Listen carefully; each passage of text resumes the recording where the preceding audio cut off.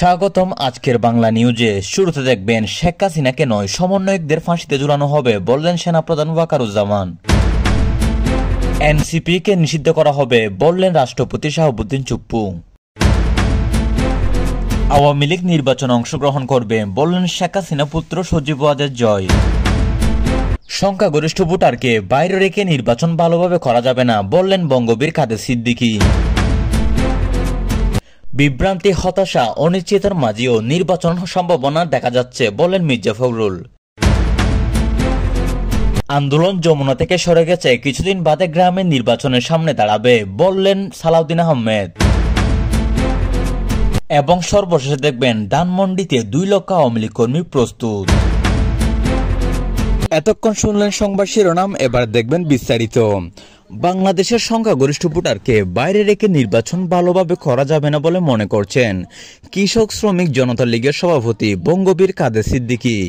নির্বাচন কমিশনের উদ্দেশ্যে কাদের সিদ্দিকী বলেন, বাংলাদেশের সংখ্যাগরিষ্ঠ ভোটারকে বাইরে রেখে আপনারা নির্বাচন করতে গেলে সে নির্বাচন ভালোভাবে করতে পারবেন না। ভোটার যাতে অংশগ্রহণ করতে পারে সেজন্য আপনাদের আপ্রাণ চেষ্টা করতে হবে। আগামী ত্রয়োদশ জাতীয় সংসদ নির্বাচন উপলক্ষে আজ রোববার নিবন্ধিত রাজনৈতিক দলের সঙ্গে নির্বাচন কমিশনের ইসি সংলাপে দ্বিতীয় পর্বের আলোচনার অংশ নিয়ে কাদের সিদ্দিকী এ কথা বলেন। রাজধানীর আগারগাঁওয়ে নির্বাচন ভবনে ইসি আয়োজিত সংলাপে প্রধান নির্বাচন কমিশনার এম নাসির উদ্দিন ছাড়াও 3 জন নির্বাচন কমিশনার এবং 5টি দলের প্রতিনিধিরা উপস্থিত ছিলেন। আলোচনায় কাদের সিদ্দিকী বলেন, প্রবীণ নাগরিক হিসাবে এবং একজন মুক্তিযোদ্ধা হিসাবে আমি আপনাদের পরামর্শ দিয়ে যেতে চাই, বাংলাদেশের সংখ্যাগরিষ্ঠ ভোটারকে বাইরে রেখে আপনার নির্বাচন করতে গেলে সে নির্বাচন ভালোভাবে করতে পারবেন না। ভোটার যাতে অংশগ্রহণ করতে পারে সেজন্য আপনাদের আপ্রাণ চেষ্টা করতে হবে। আওয়ামী লীগ বাংলাদেশ প্রতিষ্ঠাতা করেছে, আজকে আওয়ামী লীগ ব্যান্ড করলেই আওয়ামী লীগ ব্যান্ড হবেই। আওয়ামী লীগ নির্বাচন বন্ধ করার চেষ্টা করবে, অবশ্যই করবে। কেউ বোকার মতো করবেন, কেউ আবার বুদ্ধিমানের মতো করবেন। জাতীয় নির্বাচনের দিনে গণভোটের দিকে কেউ ফিরেও তাকাবে না উল্লেখ করে কাদের সিদ্দিকী বলেন, বিএনপি না বললে, আওয়ামী লীগ নির্বাচন করতে না পারলে বড় অংশের মানুষ এই দিকে ফিরে তাকাবে না। এখন শোনা যাচ্ছে জাতীয় পার্টিকেও ব্যান নিষিদ্ধ করতে হবে। অধ্যাপক ডক্টর ইউনূস 15 মাসেও একবারের জন্য আমাদের কৃষক শ্রমিক জনতা লীগ দলীয়ভাবে হিসাবের খাতায় ধরেননি। এভাবে হিসাবের খাতায় না ধরে সবাইকে যদি বাইরে রাখা হয় তাহলে কোনো মতে একটা গ্রহণযোগ্য নির্বাচন হবে না। গণভোট কিসের উপর করা হবে সে প্রশ্নে রেখে কাদের সিদ্দিকী বলেন, দেশের মানুষ জানে না কি বিষয়ের উপর গণভোট। আবার 4টা বিষয় দেওয়া হয়েছে গণভোটে। এখন 4টা প্রশ্ন হ্যাঁ নাকি না, 4টা প্রশ্ন 2টাতে যদি অমত থাকে সেই 2টা প্রশ্ন কি ভোটাররা মতামত দিতে পারবে? কাদের সিদ্দিকী বলেন, শেখ হাসিনা বলেছেন আবার নাকি গণতন্ত্র প্রতিষ্ঠা করবেন। দুর্ভাগ্যের সঙ্গে বলবো, গত 3টা বার মানুষ কোনো ভোট দিতে পারেনি। আল্লাহ যথেষ্ট অসন্তুষ্ট হলে কাউকে কোনো শাসককে গদি থেকে সরিয়ে দেন। তা পরিপূর্ণ আমাদের বোন শেখ হাসিনা করেছেন। তার জন্য আল্লাহর তরফ থেকে গজবের কারণে তিনি তার ক্ষমতা হারিয়েছেন। জুলাই আন্দোলন যারা করেছেন তাদের আমি আগামী 1000 বছর ধন্যবাদ দেব, কিন্তু তাদের পরবর্তী কাজগুলো ভালো হয় নাই। অন্তর্বর্তী সরকারের দেশকে বিভক্ত করে ফেলেছে বলেও অভিযোগ করেছেন কাদের সিদ্দিকী। তিনি বলেন, নিবন্ধিত দল এখন 40-50টা, তার 2-3টা দলের সঙ্গে বসে আলোচনা করেন। সেটা যেমন নিরপেক্ষ হচ্ছে না, সার্বিকও হচ্ছে না। শেখ হাসিনার পতন হয়েছে, স্বাধীনতা বিলুপ্ত হয়নি। শেখ হাসিনার পতন হয়েছে বলে বঙ্গবন্ধু মুছে যাননি, মুক্তিযুদ্ধ হারিয়ে যায়নি। জয় বাংলা বলে যে দেশকে আমাদের স্বাধীন করেছি, আপনারা জয় বাংলা পছন্দ নাও হতে পারে, কিন্তু সে জয় বাংলা বলার জন্য আপনি জেলখানায় নেবেন। ভাবিকালের ইতিহাসে কাছে এই কি জবাব দেবেন? জবাব নেই।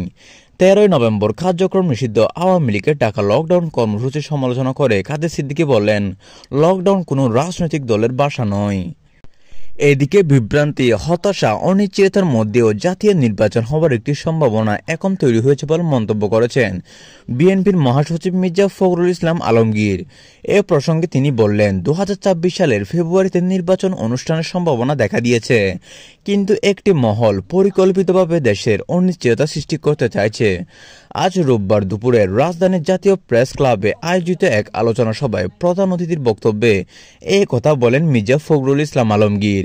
মুসলিম জননেতা মাওলানা আব্দুল হামিদ খান ভাসানীর 49তম মৃত্যুবার্ষিকী উপলক্ষে এই আলোচনা সভায় আয়োজন করা হয়। আয়োজকে বিএনপি কমিটি গঠিত মাওলানা ভাসানীর মৃত্যুবার্ষিকী পালন জাতীয় কমিটি। সবাই মির্জা ফখরুল বলেন, যাই হোক, অনেক বিভ্রান্তি, অনেক হতাশা, অনিশ্চয়তার মধ্যে দিয়েও কিন্তু এই নির্বাচন এখন একটা সম্ভাবনা দেখা দিয়েছে যে 2024 সালের ফেব্রুয়ারি মাসে এই নির্বাচন হবে।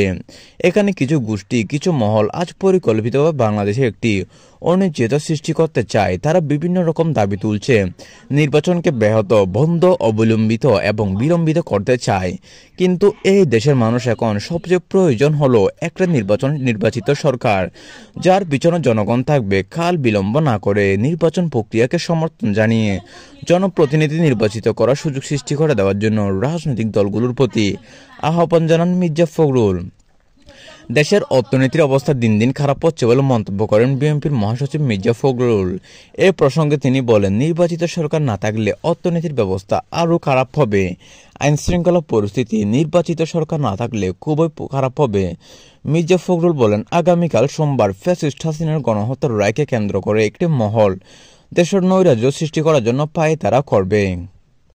সর্বশেষ বিএনপি স্থায়ী কমিটির সদস্য সালাউদ্দিন আহমেদ বললেন, এখনও কেউ জুলাই সনদ স্বাক্ষর করার জন্য আদেশ পরীক্ষা করেছে, আর কেউ বলছে আদেশ জারি করে জনগণের অভিপ্রায় পূর্ণ হয়েছে।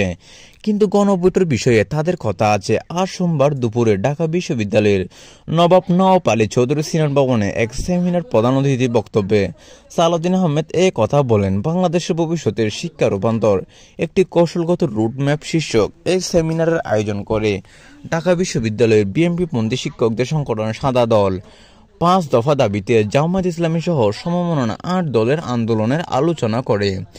সালাউদ্দিন আহমেদ বলেন, আপনারা দেখবেন আর 5-7 দিন গেলে ইনিয়ে বিনিয়ে এই আন্দোলন এখন তো যমুনা থেকে সরে এসেছে, আর কিছুদিন পর গ্রামে গিয়ে নির্বাচনের কাছে গিয়ে দাঁড়াবেন। গতকাল শুনলাম যে আপাতত আমাদের আন্দোলন আর যমুনা নেই। তো যাই হোক, এখন হয়তো যমুনায় অনেক কিছু চিন্তা করবে, কিন্তু শেষমেশ নির্বাচনে দাঁড়াতে হবে। সেমিনারের একটি পক্ষের সমালোচনা করে বিএনপির স্থায়ী কমিটির সদস্য সালাউদ্দিন আহমেদ বলেন, গত 6 আগস্ট রাষ্ট্রপতির অর্ডারের মাধ্যমে সংসদ বাতিল করা হলো। তখন একটি পক্ষ জিজ্ঞাসাও করেনি সেখানে শেখ হাসিনার দরখাস্ত আছে কিনা। এখন অনেকে আর্গুমেন্ট করছে, কেউ হাইকোর্টে যাচ্ছে, কেউ সরকারি পূর্ব বৈধতা নেই। তাদের উদ্দেশ্যে বিভিন্ন বাহানায় তার একটি লিগ্যাল চাওয়া সৃষ্টি করবে, যাতে নির্বাচন বাধাগ্রস্ত হয়, যথাসময়ে নির্বাচন অনুষ্ঠিত নাও হতে পারে, অর্থাৎ নির্বাচনে না হয়, তাতে তারা ক্ষমতা বুক করবেই। যাদের কথা বলা হচ্ছে তারা সরকারের কেউ উল্লেখ নয় করে সালাউদ্দিন আহমেদ বলেন, সরকারের নিয়ত মনে হচ্ছে ঠিক আছে। সরকারের নিয়ত নিয়ে কথা বলার মতো পরিস্থিতি এখনো আসেনি। সরকারের ভিতরে এখনো কারো ভিন্ন উদ্দেশ্য থাকতে পারে। তবে প্রধান উপদেষ্টা ফেব্রুয়ারিতে প্রথমার্ধের নির্বাচন অনুষ্ঠানের বিষয়ে প্রতিশ্রুতিবদ্ধ। কোনো কারণে সেটি না হলে সে কারণে তাকে ধন্যবাদ জানানো হবে। তো এই ছিল আজকে আমাদের নিউজ। আজকের নিউজটি ভালো লাগলে চ্যানেলটি সাবস্ক্রাইব করে দিবেন। ধন্যবাদ।